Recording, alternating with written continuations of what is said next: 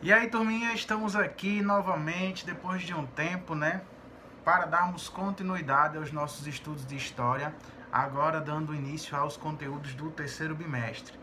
Hoje nós vamos começar o assunto chamado A Formação do Povo Romano, que é o primeiro capítulo desse livro do terceiro bimestre, que fica lá na página 211. Então, primeiro eu quero que vocês vão buscar o livro lá na página 211, para quem não foi ainda. Vão lá buscar que eu vou esperar.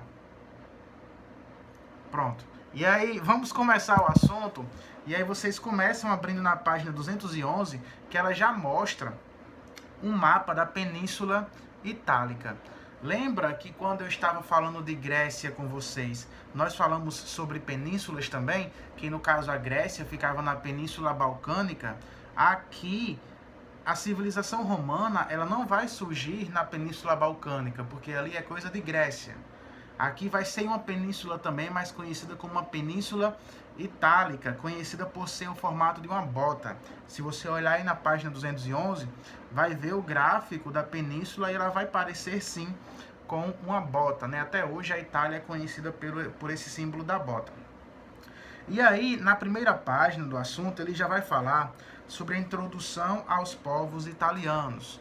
Vai dizer que esses povos foram responsáveis em construir, em fazer surgir uma grande civilização que foi berço de um dos maiores impérios da história da humanidade, que é o Império Romano. No assunto de hoje, nós vamos estudar só sobre a monarquia, que foi um sistema político da história antiga de Roma. A história de Roma, ela é dividida em três fases: monarquia, república e império, tá? Hoje nós vamos ver só um pouco de monarquia. Lembrando que aqui é uma aula meio resumida, né? Já que no máximo chega a 10 minutos, mas nem tudo isso. E aí vocês vão precisar fazer a leitura de todo esse capítulo para ficar melhor a compreensão do tema e assim resolver as questões. E aí, ainda nessa página 211, com esse mapa da Península Itálica, ela vai mostrar vários povos que foram ocupando essas regiões com o passar do tempo.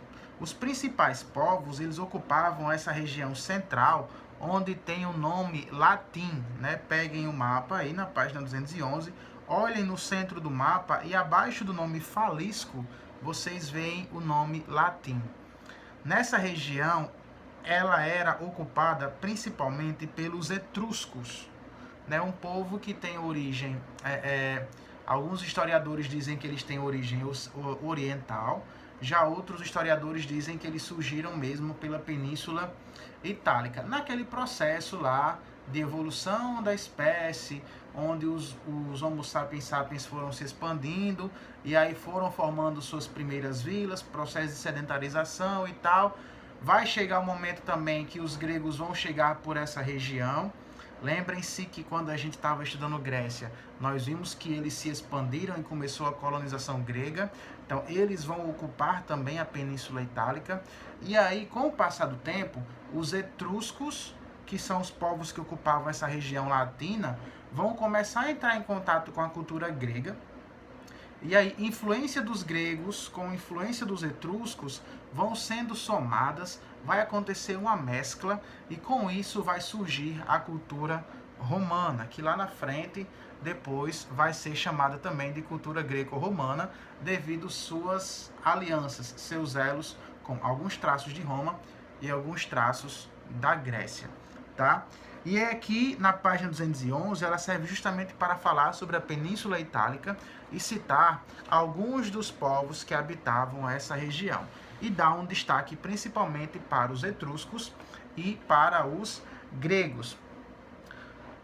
Alguns historiadores afirmam que o nascimento da cidade de Roma ela está ligada às tribos italiotas, né? Sabinos, latinos, além dos etruscos. Por que chamam italiotas? Porque eram regiões, grupos que habitavam a região que depois iria ser chamado de Itália. Isso tudo está na página 212 já, viu, pessoal? No entanto, foi com a influência dos etruscos e com a expansão territorial que a primitiva aldeia romana, porque antes de se transformar em cidade, Roma era uma aldeia e com o passar do tempo, justamente aqui vem dizendo que se transformou em cidade. Os etruscos foram os responsáveis pela introdução da primeira forma de governo utilizada em Roma. Qual foi? A monarquia. Porque, como eu falei para vocês, né, Roma vai viver sobre 3 formas de governo: monarquia, república e império. Então, quem estabelece a monarquia em Roma são justamente os etruscos, tá? Vão haver alguns reis etruscos. Os reis, eles são espécies de chefes militares e religiosos. E aí, quando a gente vai na página 213, vai especificar um pouco sobre as funções das pessoas que estavam na sociedade romana. Então, o rei, além de ser chefe militar e religioso, ele era supervisionado pelo Senado e pela Assembleia. O Senado em Roma era formado por cidadãos idosos, responsáveis pela chefia das grandes famílias romanas. O que são grandes famílias? Famílias que possuíam uma influência, que possuíam propriedades, que possuíam riquezas. Suas principais funções eram propor novas leis e fiscalizar as ações do rei. Então, essas eram as funções do Senado romano. Já a Assembleia era constituída de cidadãos romanos agrupados em cúrias, por isso que depois o nome da Assembleia vai ser Assembleia Curial. Mas o que é uma cúria? Conjunto de 10 clãs. Clãs são grupos, tá? O direito de votar nas eleições estava reservado aos homens adultos e livres, ou seja, mulheres não poderiam votar, escravos não poderiam votar, né? Todavia, apenas os mais ricos, aqueles que possuíam grandes quantidades de terras, é que tinham o direito de eleger cargos políticos. Então, basicamente, a política de Roma na monarquia, ela estava concentrada em uma minoria da população, na elite da civilização, aquelas pessoas que pertenciam às grandes famílias, que possuíam grandes terras, grandes propriedades, os ricos, tá, pessoal? E aí, ainda na página 213, tem uma pirâmide social, né, falando sobre quem ocupava qual parte da sociedade. Então, no topo da pirâmide tem os patrícios, que eram justamente essas pessoas ricas que participavam da política, né, as pessoas, os grandes proprietários de terra que desfrutavam da política e também da participação em funções do exército, na justiça e na administração. Isso está na página 213. Abaixo dos patrícios vem os clientes, tá? Que eram dependentes ou agregados dos patrícios, ou seja, as pessoas próximas, é como se fossem funcionários dos patrícios, dos ricos, tá? Mas eles não tinham direitos políticos, só quem tem direito político eram os patrícios, a elite da civilização, mas aí tem os clientes, que eram as pessoas próximas aos patrícios, tá? Abaixo dos clientes tinham os plebeus, que é como se fosse a grande parte da população, o que a gente gosta de chamar de classe média, os operários, os trabalhadores, né? Lavradores, comerciantes, artesãos, camponeses, né? As pessoas que produziam para a civilização eram chamados de plebeus. E a princípio eles não tinham direitos políticos, tá? Só lá na frente, quando algumas revoltas e alguns legisladores aparecerem, é que os plebeus vão começar a conquistar direitos políticos, mas a princípio não. E abaixo dos plebeus existiam os escravos, que eles poderiam ser ou por dívidas ou por questões de guerras, né? Quando a tribo era derrotada pela outra, geralmente essa derrotada se tornaria escravizada pela vencedora. Ou então, quando você devia muito, você poderia se vender para... você poderia trabalhar para a pessoa que você estaria devendo, e aí você seria um escravo por dívida. Ou então, se você não tivesse nenhuma margem, nenhum emprego, não tivesse como se sustentar, você poderia se vender, ou seja, você se transformaria num escravo para que alguém te sustentasse. Além disso, existia o escravo rural e o escravo urbano. O escravo rural trabalhava nas áreas do campo, né, com lavouras, áreas agrícolas, e viviam sobre condições de vida mais piores do que o escravo urbano. O escravo urbano era o que vivia na cidade e vivia sob condições melhores, mas, né, não deixava de ser escravo. Então, ele era uma espécie de propriedade privada do seu dono, tá? Além disso, tinha o escravo público, que trabalhava mais ou menos para o Estado, era sustentado pela monarquia, e aí ele trabalhava com tarefas de administração, de limpeza em edifícios públicos, né? Então é isso. Já a religião era uma religião politeísta, nós já estudamos sobre isso, né? Adorava mais de um deus, e eles tinham semelhanças com a cultura grega, como eu já falei.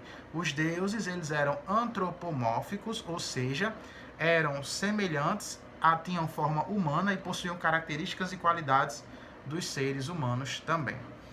O fim da monarquia vai acontecer no governo de Tarquínio, o Soberbo, um cara que utilizou de muita força, de muito poder, de muita violência para controlar os seus opositores políticos, né? Ele fazia muito abuso de autoridade utilizando a violência. E isso foi fazendo com que ele ganhasse muita oposição política, principalmente do Senado. O cúmulo do seu governo vai ser quando ele vai permitir o estupro de Lucrécia, uma patrícia romana, por parte do seu filho Sexto. Ele vai permitir que a mulher seja estuprada pelo seu filho, né? Um parente de Lucrécia e sobrinho do rei, chamado Lúcio Júnior Bruto, convocou o Senado, que decidiu a deposição de Tarquínio, né? A saída de Tarquínio em 510 a.C. Depois o Tarquínio foge, né? Já que havia sido julgado pelo Senado, para uma cidade chamada Túsculo, mas aí ele morre no ano de 495 a.C., ou seja, 15 anos depois. Essa deposição, isso na página 215, pôs fim à influência etrusca, tanto em Roma quanto em Lácio. Após esses eventos, os senados romanos estabeleceram a Constituição republicana. É quando começa a chamada República, tá? Então, esse capítulo é mais uma introdução da história de Roma, falando principalmente da monarquia e dos reis etruscos. A partir da próxima aula, vamos falar sobre república. Como vocês estão acostumados, no final desse capítulo existem 20 questões. As questões começam na página 215 e vão até a página 218. Beleza, pessoal? Então, valeu. Até a nossa próxima aula. Respondam as questões e qualquer dúvida podem me procurar pelo WhatsApp. Valeu, falou, é nóis.